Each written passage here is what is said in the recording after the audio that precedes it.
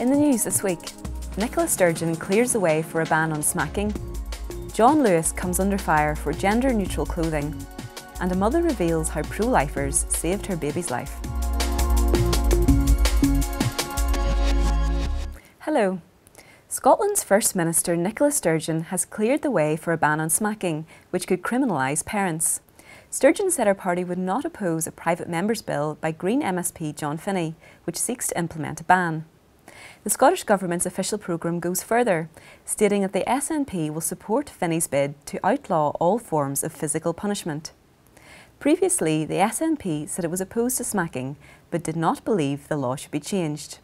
Lowry Turner, spokesmum for Be Reasonable, a campaign backed by the Christian Institute, spoke out against the move.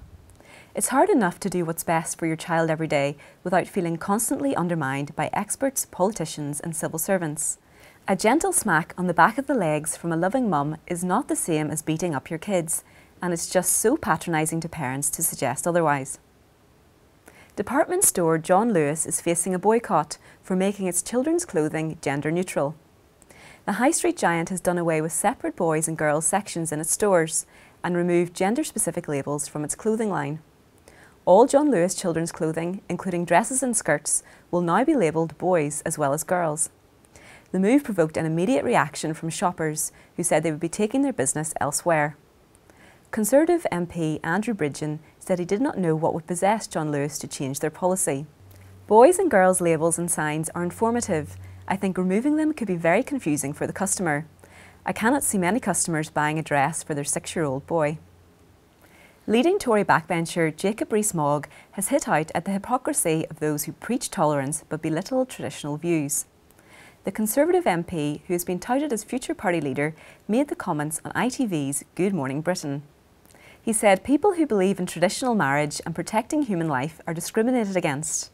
That seems to be fundamentally wrong. People are entitled to hold these views. Outlining his own beliefs on the subjects, he said he was opposed to abortion in all circumstances and holds to the Roman Catholic teaching on marriage. His concerns about tolerance echo former Liberal Democrat leader Tim Farron, who resigned after saying he found it impossible to hold to the Bible's teaching and lead the political party. I seem to have been the subject of suspicion because of what I believe and who my faith is in which case we are kidding ourselves if we think we yet live in a tolerant, liberal society. And finally, a woman who is due to have an abortion has told how she had a change of heart after hearing people praying outside the clinic.